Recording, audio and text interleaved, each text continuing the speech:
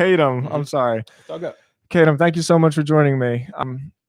Congratulations on being the first podcast guest that I've had in Nashville since I moved here. Love it. Yeah, I can't even tell you how when I joined the EC, I was really just running through the Slack channel trying to find as many different people as I could to try to be a guest, and you were basically the first one that responded to me, and not only responded but actually like had something interesting to say in return. So like, for what it's worth, I know that we're just kind of getting to know each other, and I hope through this show that like we can get to know each other a little bit more. Love it. But for what it's worth, like you really, really helped me out, so I appreciate it. Absolutely.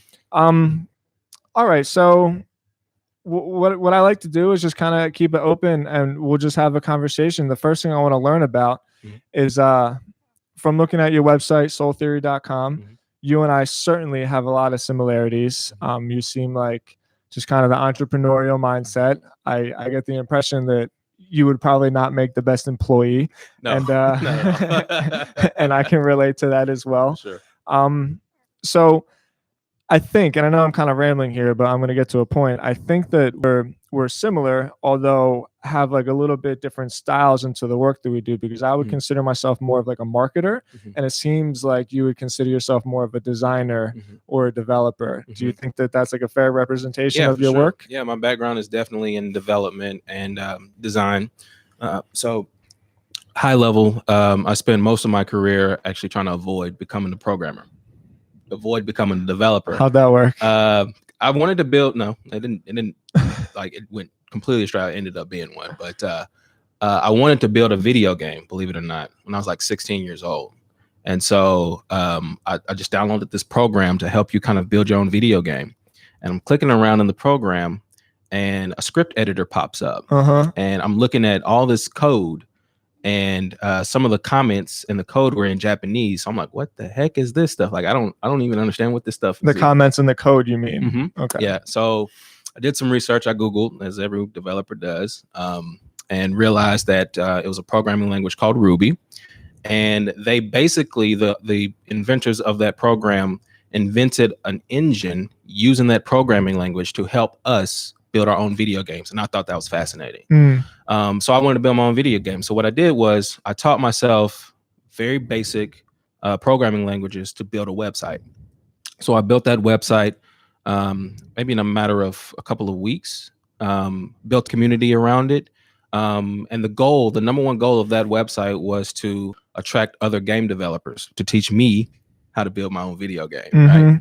That didn't work out. So I look up, and why didn't that work out? Well, 6 months later, I'm managing a team, a fleet of, apps and games that other people have built, and resources, a forums board. I think the community grew to like 6,000 people.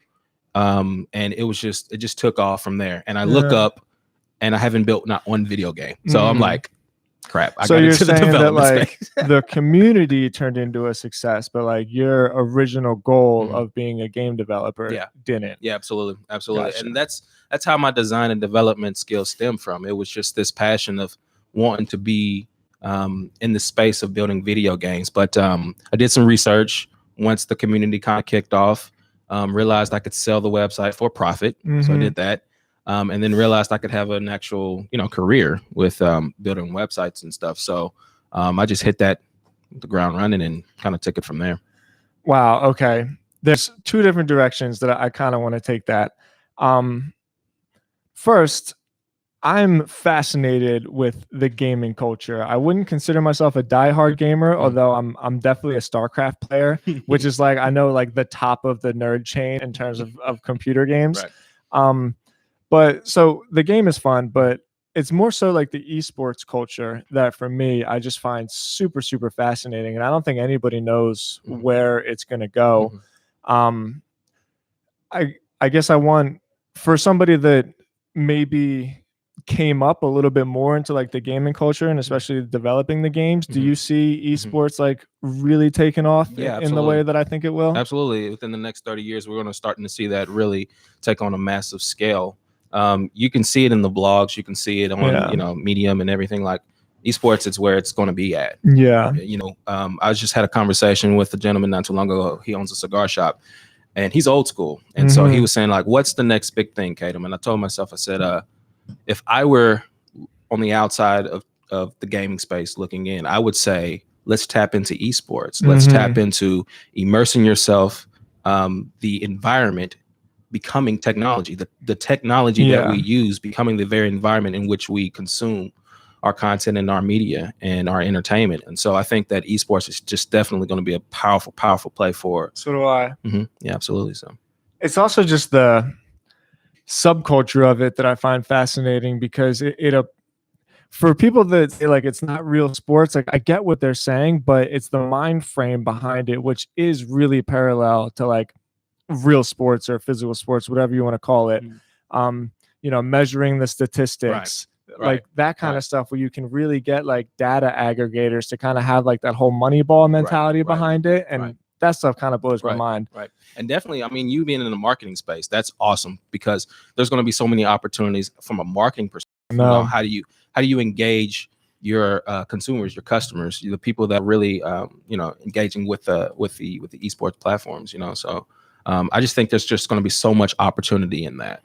You know what I see it as, and this is always kind of a really strange comparison, but it's the one that comes to my head the most. Are you familiar with UFC and MMA at all? You follow it? Yeah. Well, okay, so before MMA was an actual sport, it was kind of this like rudimentary, sort of no holes barred, kind of barbaric thing where people sort of fight each other. And then the UFC and Dana White and this company Zuffa came in there and they built like a media machine behind it, where they actually put rules to the sport, and they made it, what's the word I'm looking for, like uniform across all different leagues, so that no matter where you were, you knew. Like in soccer, everybody across the world knows the rules to soccer, right? And now they made it so that you know the rules to UFC. But more importantly, what they did is they opened it up for like other media publishers to be able to build a business around it. So now there's the UFC, but the UFC is projected and accelerated by all these other little people that just have an interest in fighting, that start their own MMA blogs, and that start their own little gossip video channels, or start like their own like MMA podcasts, right? And I think that esports is very similar, where like, sure, there's an opportunity to build an esports business, but I think there's real opportunity for like fans of esports to build businesses around that by simply creating like media. There's Twitch podcasts that you can come up with. There's blogs, there's YouTube channels that you can do your own commentating to the actual games. Like I think that's going to be the real milestone that's going to explode esports. It's just the regular people like you and me creating their own like little brands around it just because they're fans. There's Does that make sense to you? Yeah, absolutely. There's definitely opportunity to build new business models there. I mean, it's the wild, wild west right now. I know. It's what everyone keeps saying. Exactly. Yeah, and it's true. So the first person who does that, I mean, they're golden. There's gonna be some kind of new trajectory with that. But anyway, I don't want to get too into that conversation, because that's not why we're here. I find it to be so fascinating. So the other route that kind of sparked my attention when you mentioned that was, I see like a similarity between entrepreneurs, where they start with something, and then in that something they find like an opportunity that isn't necessarily what it was that they started out. So for me, I was a writer, and I just liked writing, and I was able to kind of connect some dots behind making content and marketing websites. And it sounds like you wanted to build games, but then you saw that there was an actual opportunity like building a website and then taking that off as a business. Have you seen that commonality as well? Yeah, absolutely. I mean, it really came out of necessity. I started with that website and just took those skills and just took it a step further with my life and my career. And so went to college at Austin Peay State University. That's in Clarksville, Tennessee. That's home for me, 931. And once I graduated, I had to put the plug in there. I see that. Once I graduated, I just realized, I need to kind of take this a step further, because I was doing freelancing for websites. I saw opportunity in that, right? I was making ends meet doing freelance work while I was in college. And then again, like once I graduated, I just said, I'm going to keep pushing this forward. So I did end up getting a job. I worked at Assurian down here in downtown, actually a couple of streets down the way. So if you've ever like went to Verizon or Sprint or something and you bought a new phone and they said, hey, do you need insurance with your phone? That's the company that would, sell you the insurance. And so I worked for them, worked for Sprint under that company for, I think, 8 months. Wow. I got hit with the corporate layoff, and best thing that ever happened to me coming I was fresh out of just gonna college, go there. where most people, they would see failure or, stress a lot of times, I just saw opportunity. Mhm. I saw an opportunity to kind of take my passion that transformed into something bigger than myself, and just continue pushing forward. So when I got laid off, I LLC'd the business Soul Theory, and still work to make ends meet with additional jobs here and there. But eventually, it just allowed me to kind of step into it full time. And so in December of last year, 2017, is when I officially jumped ship and said, hey, I want to be a full-time entrepreneur. And I've always had that passion, that grit and that hunger. It's just, it takes time. It's not something that you just wake up and say, hey, I'm an entrepreneur. Like it definitely takes time, because not everyone's built for this entrepreneurial lifestyle. True. And you have to know who you are as an entrepreneur. So you could say, you can look up at like, your Gary V's or, all these entrepreneurs who are like, just go hard day in and day out. Right. If that's not you, don't do that. Like, that's not you. Do what fits you, And so for me, it just took a little time. But companies that I was working in, not only did I build great relationships with those people, but I learned some valuable lessons on how to capitalize on opportunity while I was there. So that's very important for an entrepreneur, especially one that's, if they were like me, they were working a full time and then doing their entrepreneur stuff on the side. In order to kind of shift that model, you have to understand where you are today, where you're going, know all the opportunities around you, and capitalize on them. I'm really glad that you had mentioned that if that's not your style, then don't do it. So I wrote a really long blog post this morning. And I didn't actually publish it yet because it's long enough that I want to go back and edit it. But a lot of what I said, I mentioned Gary Vaynerchuk, because I worry sometimes that a lot of the messaging that is sent to entrepreneurs, especially younger entrepreneurs, because it seems like that's where like the new kind of trend or whatever is going, that it's all about hustle and it's all about grind. And it's like, if you're not doing more, do more, do more. And in my experience, I don't think that that's like the best way to approach building a business. Right. It's not. It's it's good to hear you say that, because it's just alarming to me sometimes that, like more Instagram pictures, more videos, more content, like more networking. And I think that people are missing the intent, the purpose behind like the work that we're actually doing. Like what is the point of this Instagram post? What is the point of this blog article? Yeah. And instead of just putting more out there, having an actual like strategy and a method behind what they're doing. Right. It is fascinating, because I think the society, the norms of that, like, have stemmed from, oh, you've got to continue like pushing forward and kill yourself and work countless hours on the weekends. Like, that's BS.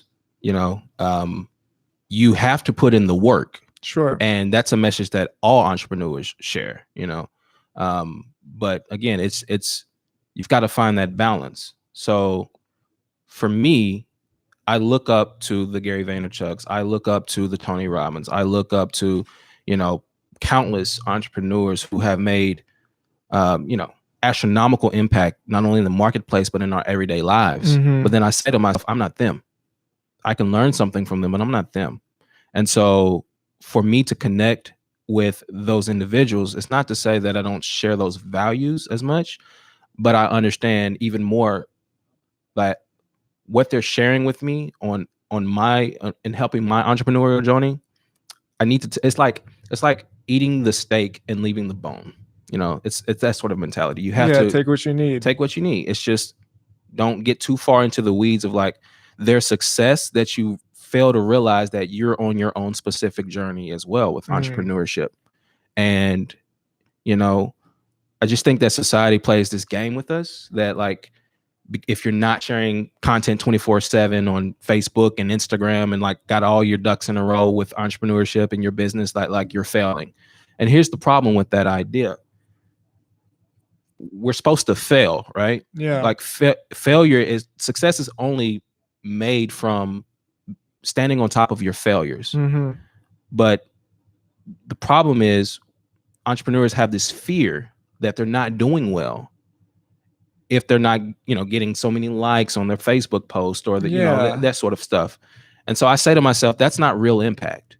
You know, real impact is legacy. Real impact is the reputation that you lead, not only with yourself, but with your business. And so when people can tell you that you do well with the products or services that you offer, that's a successful business to me. And that's the impact that you want to leave behind. You know, you don't want to leave this trail of content that just is trying to map to nothing. You know, what's the end goal with that? Yeah, you know? that's such a good way to that's such a good way to actually define that message that I've been trying to wrap my head around how to get out there. And it's really refreshing to hear somebody else have that point of view, because I keep using the word worry, and I don't want to seem like it's like this anxiety that's bothering me. It's more an anxiety that I see other people. I want to share my journey with other people. And I think that some of the lessons that people can apply that have real value is that attention, you know, like quote, attention is not what it is that you're searching for. If your goal of a business is to like make money, which last time I checked, that's the goal of my business. I want them to hear that too. Like, that's the goal. then I think you need to like maybe tone down your attention seeking, and like turn up your profit seeking, or even if it's not profit, your revenue seeking, or you know, even if it's a nonprofit, your impact seeking. Less attention, less value on likes and attention and web traffic, and more value on like personal impact. How did you affect somebody's life? How have you made their life better with your work and your art? It's super refreshing to hear somebody else kind of share that message, because sometimes I get in my head about it and I see all these messages on, you know, entrepreneurial boards and conversations, and I think to myself, like, am I doing this wrong? You know, is it like kind of a popularity contest now, or is it actually like about building a business? We've, as a society, I would say this, we've glorified the definition of an entrepreneur, right? It's esoteric at this point. You know, I believe that, you know, entrepreneurs are not meant to be clones of each other. That what you're seeking to solve in the world is just as important as what I'm seeking to solve. And when we come together with our own unique, not only differences, but similarities as well, you know, that's when that cohesiveness of entrepreneurs can really change the world and impact the world. And at the end of the day, right, you had mentioned this, it's business is about making the money, right? Making the net profit. But we get so caught up into the sales and, you know, trying to figure out how to gain someone's attention to, you know, and again, at the end of the day, when you lay down at night and you put your head on your pillow, you just say to yourself, did I make an impact on someone's life today? And if the answer is yes, you had a successful day, you know. Entrepreneurship is not a race. It is a marathon. It is a life. It is a lifestyle, a lifelong lifestyle. And you're going to have, it's a roller coaster. You're going to have ups, you're going to have downs. But if you don't have a passion for helping people and solving these problems that want to really life, you're going to have those problems, and you're going to feel the way you feel about where you are, because you don't have the right mindset about what it is you're stepping into. And that's the biggest piece for me. When I realized that my mindset had to change in order for my business to grow, right? That's when it started to grow. That's why I was able to kind of step away from full time and, you know, do my own thing. But I do believe that, entrepreneurs are going to change the world, no matter I do what too. industry, no matter what service or product you're providing, because we're people that don't quit. Yeah, I do too. I think that with what am I trying to say here? I think that in order to build like the systems that we need, Mhm. like too deep into the weeds here, but like if you look at the energy systems and some of the changes that we need to Right, make or right. or whatever, what have you, you can't build those things on like good intentions. Mhm. Those kind of things, those big changes, the impacts on the world need some kind of like monetary system to build them. Mhm. They need to fund them. People need to actually build it and people need to get paid in order to build it. So the an entrepreneur coming in Mhm. to solve some of these problems, I think is critical Mhm. because Who else is going to do it? who else is going to do it? Yeah, exactly. Nobody else is going to do it but us. So Exactly. I agree. Okay, so it seems like you and I are very aligned in that. You had mentioned the ups and the downs. Mhm. I'm always fascinated by people's downs. Mm. What were some of like I call the fall on your face moments that you had so far in your journey where like you tried something and you fell on your face and you said, okay, I'm not going to do that again. Yeah, I think one of the biggest challenges in growing a business is building the right team around you. I Entrepreneurs, totally agree. they tend to they wear many hats, and especially for an entrepreneur that's bootstrapping their business, it's even more important that they've got a handle on all different functions of their business, and so they wear many hats. But at some point or another, the business needs to grow outside of the head of the helm, right? And so when I realized that, I started to build a team around me. And one of the biggest problems that I had was that the team that I was building around me, I tended to hire people just like me. And because I felt more comfortable being around them. Yeah. And I realized that like that was actually detrimental to me Yeah. moving forward because because I was on my face. that's all good. That's detrimental to me because I was so comfortable being around them that I never saw much progress in my business.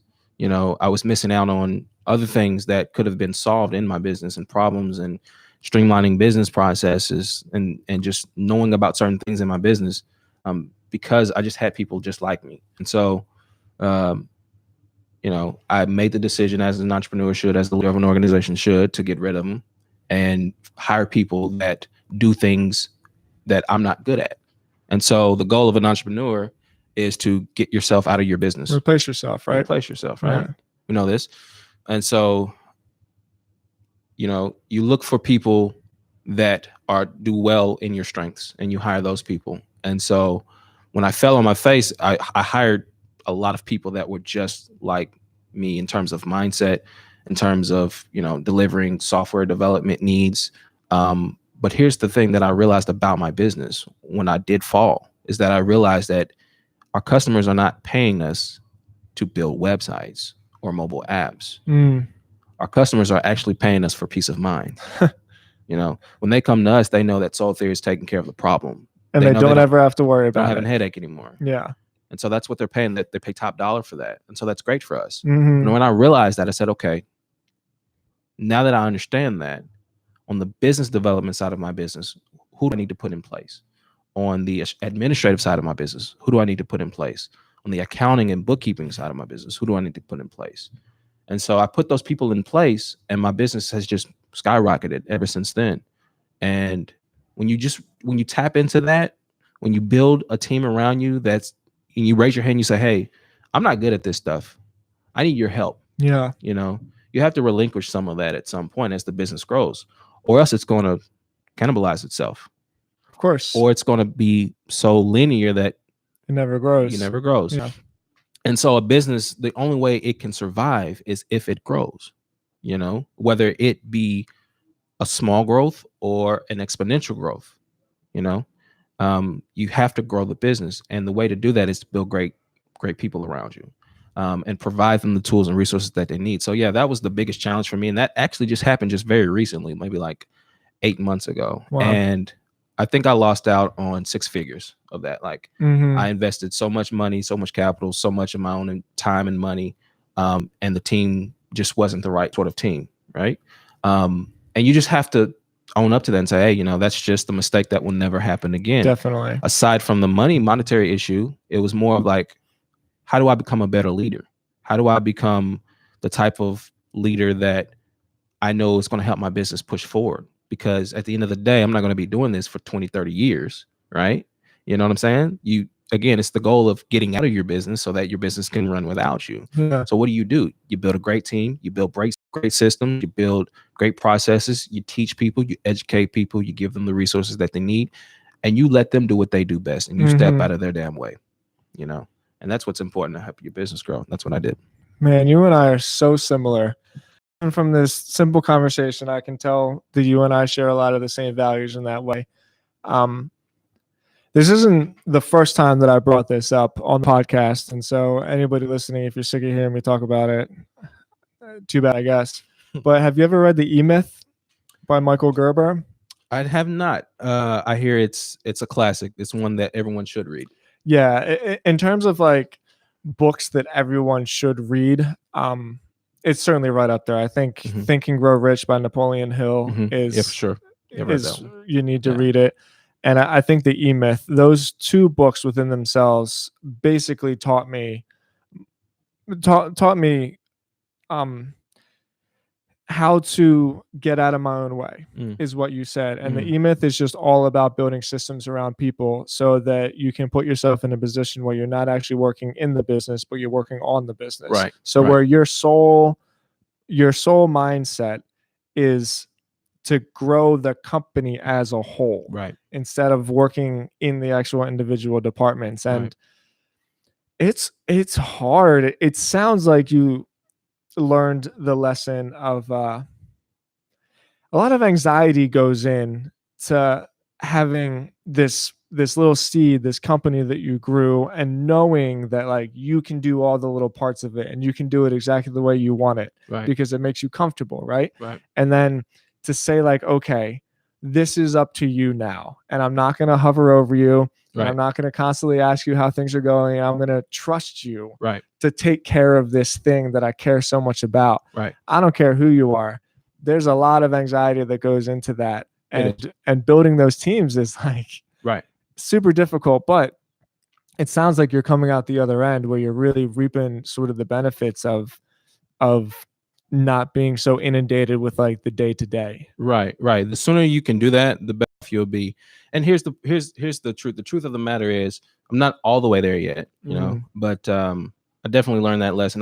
The same lesson that you learn in the E-Myth is the lesson that I learned in this book called Built to Sell. I highly recommend people read that one. And Built to Sell basically is, Joe Schmo owns a business. He does, he's a full service agency, right?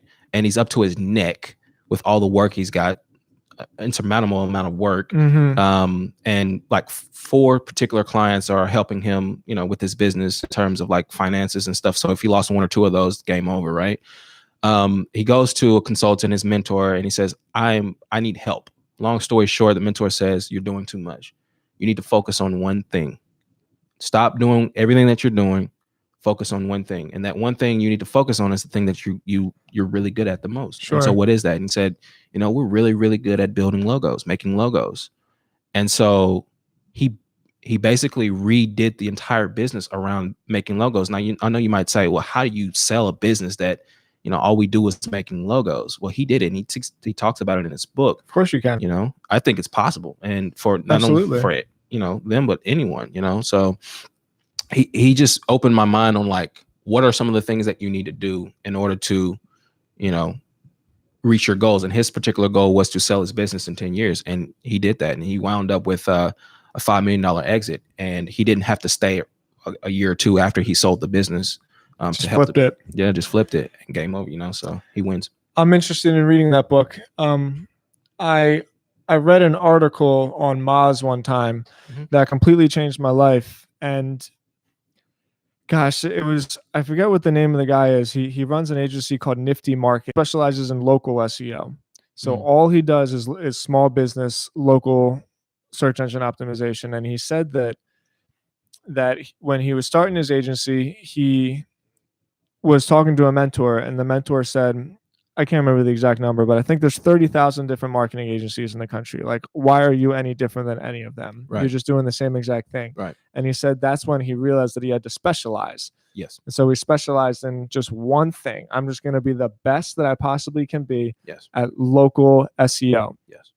And when I read that, that's when I decided to specialize Stodzy, my agency as well. And we have a very, very specific niche. And, you know, it's kind of a juxtaposition, because you think that you're cutting yourself out of all of this potential business, which is true. Right. You know, like 99% of the companies in the world, right.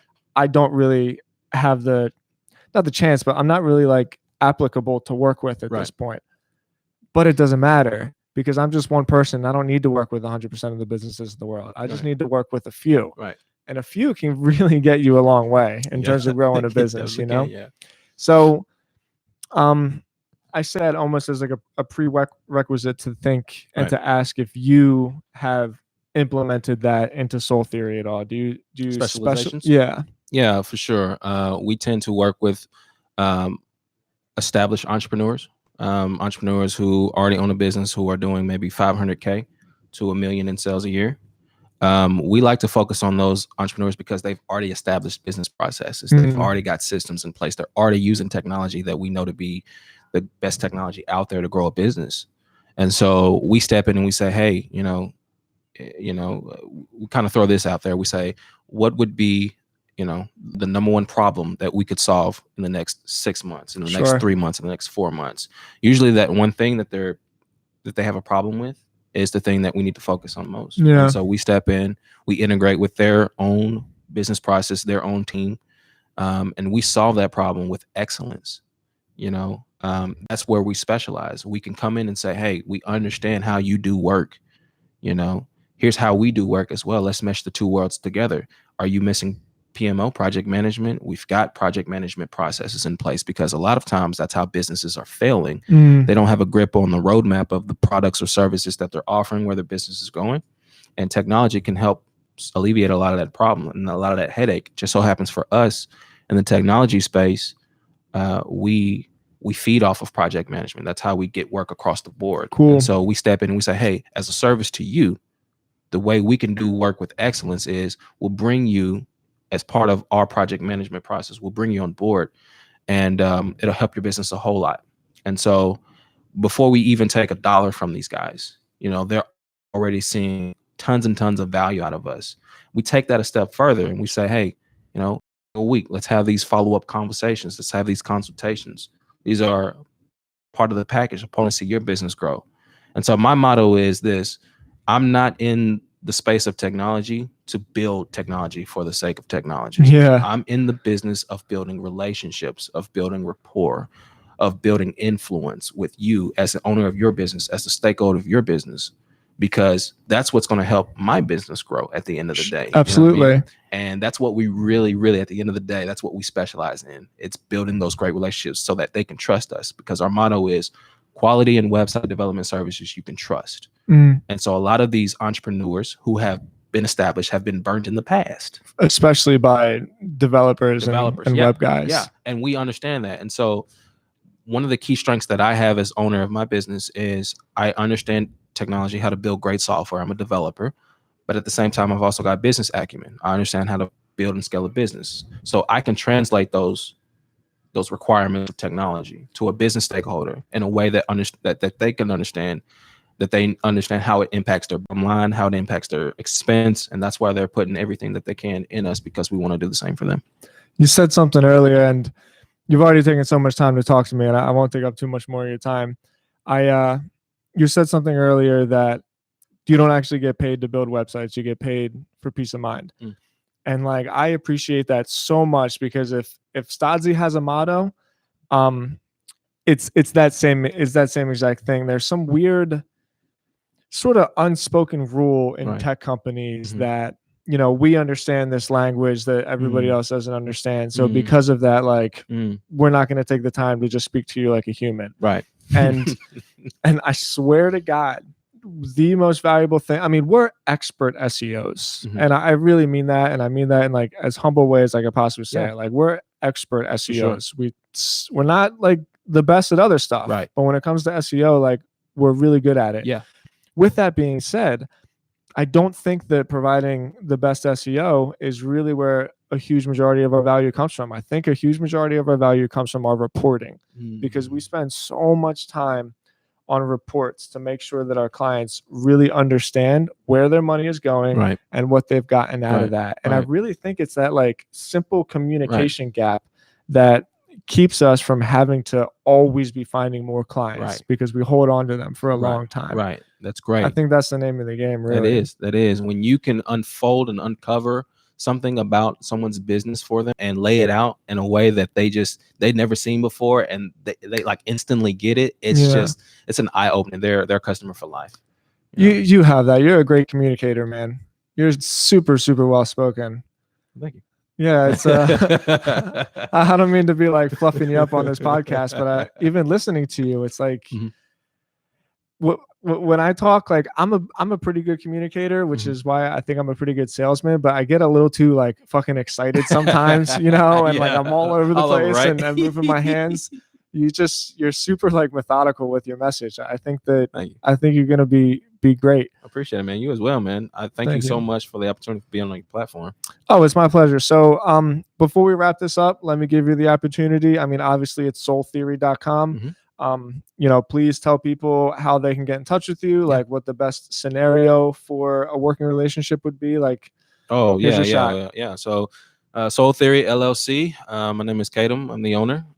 Feel free to reach us at soultheory.com.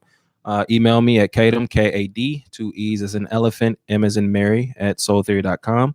My assistant, Ruby at soultheory.com. Hit us up on Facebook, Instagram, LinkedIn, The whole anywhere and deal, huh? everywhere. Yeah, all the stuff, everything out there. You'll see us. It's the icon you can't miss, the atom with the fire emblem in the middle.